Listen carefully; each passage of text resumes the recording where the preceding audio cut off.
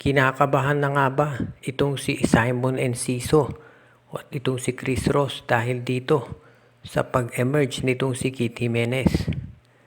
Ang lumalabas kasi ngayon mukhang ang gustong gawin ng San Miguel Beer na tandem dito sa kanilang backcourt ay itong si Kit Jimenez at Terence Romeo sa point guard at itong si CJ Perez at itong si Jericho Cruz doon sa shooting guard.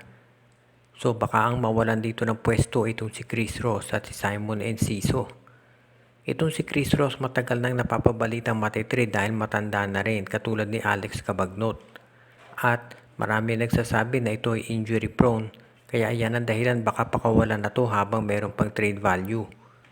So dahil nga ang original plan daw dati ay ito si Chris Ross iti-trade para dito kay Wami Chongson.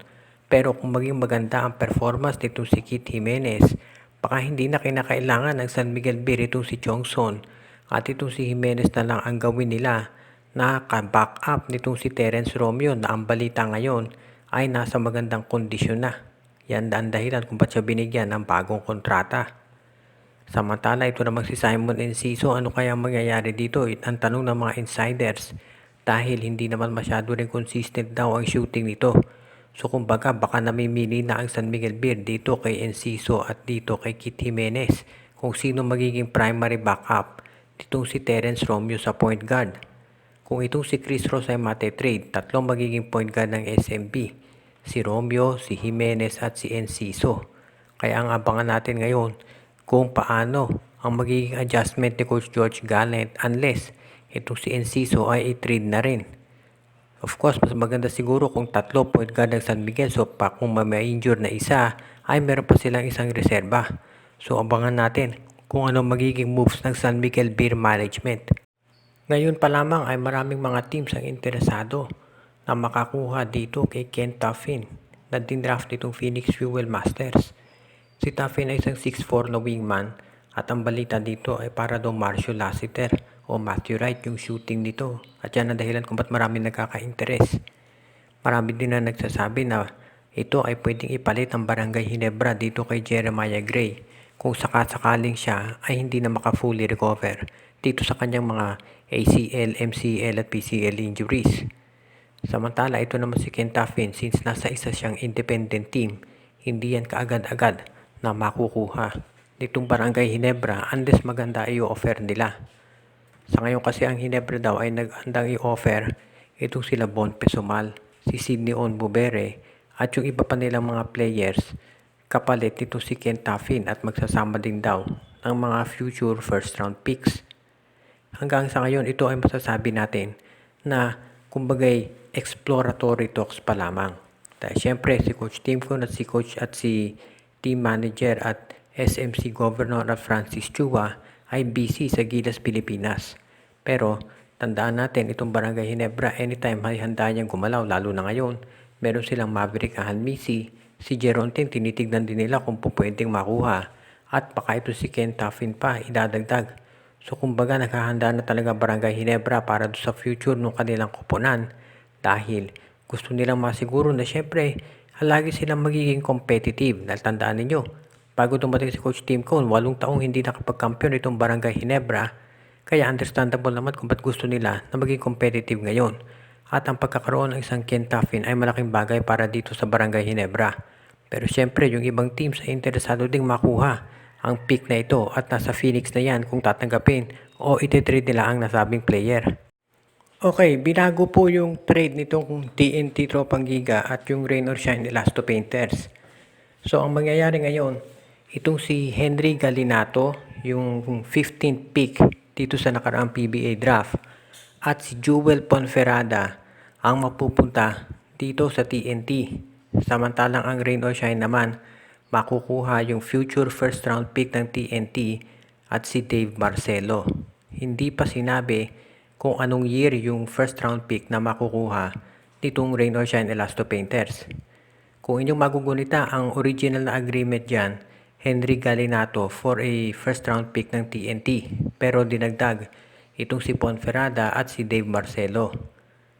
Medyo nakapagtataka yung pagdagdag dito kay Ponferrada dahil itong si Jewel Ponferrada ay merong 3-point shooting. So kumbaga, siya yung prototype big man na gusto ni Coach Yeng Giao. Ito si Dave Marcelo, mahusay yan na defensive player at meron din siyang jumper. Pero kumbaga kung pag-uusapan natin yung opensa, mas nakalalamang ito si Jewel Ponferrada. At parang mas angkop ito doon sa sistema ni Coach Yeng Giao. So medyo nakapagtataka. Bakit niya tinrade itong big man na may outside shooting para dito kay Dave Marcelo na mas limited yung offensive capability? Siguro ang tinitignan dito ni Coach Yeng Giao dahil nasa kanya na itong si Kit Datu at itong si Luis Villegas na parehong merong outside shooting, iyan ang dahilan kung bakit niya binitawan na itong si Ponferrada. At mas pinili niya na magkaroon ng isang inside presence katulad nito si Dave Marcelo na very physical din maglaro. At pwede silang maging magandang tandem nito si Bo Belga.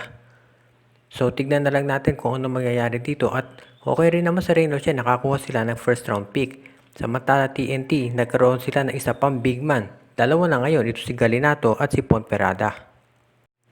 Sinabi nitong si Coach Aldin Ayo na masayang-masaya sila at nakuha nila itong si Shawnee Winston dito sa nakaraang draft.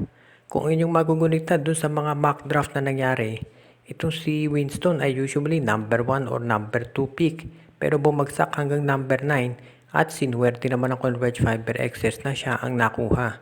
Dahil kumbaga itong si Winston siya ang pupuno doon sa pagkawala dito kay Maverick Ahan Misi na ngayon ay nasa Barangay Ginebra na. Dahil dito masayang-masaya itong si Coach Aldin Ayo at syempre yung iba nilang draft picks ay solid din daw kabilang na to si King Caralipio na naging finals MVP ng Letran to sa NCAA. So sinabi ni Coach Aldin Ayo na kahit meron silang mga nawalang players ay meron silang mga nakuha ng mga solid picks sa pangungunan nitong si Sonny Winston.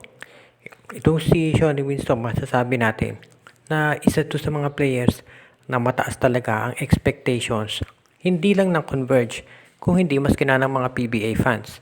Lalo nakita nila ang performance nito sa Lasal at yan ang dahilan kung ba't marami nagsasabi isa to sa mga magiging top players ng liga. Yan nga ang dahilan kung bakit siya ay projected na maging number 1 or number 2 pick. Hindi natin malaman kung ba't siya bumagsak sa number 9 pero masaya syempre ang Converge. At syempre masaya yung mga PBA fans dahil at least hindi siya napunta sa SMC or MVP group. Ibig niya sabihin sa independent team napunta so medyo magkakaroon sila ng mas malaking tsansan lumaban. Ngayon, nandito na kay Coach Aldin Ayo kung paano niya syempre i-integrate itong si Winston to sa iba niyang mga players. Pero yung style naman ng laro ni Winston parang bagay na bagay dito sa sistema ni Coach Aldin Ayo na nag-emphasize sa scoring at sa 3-point shooting na specialty naman ng nasabing wingman guard. So abangan natin dito sa darating na PBA Commissioner's Cup kung ano magiging performance ni Shawnee Winston at ang iba pang draft picks ng Converge.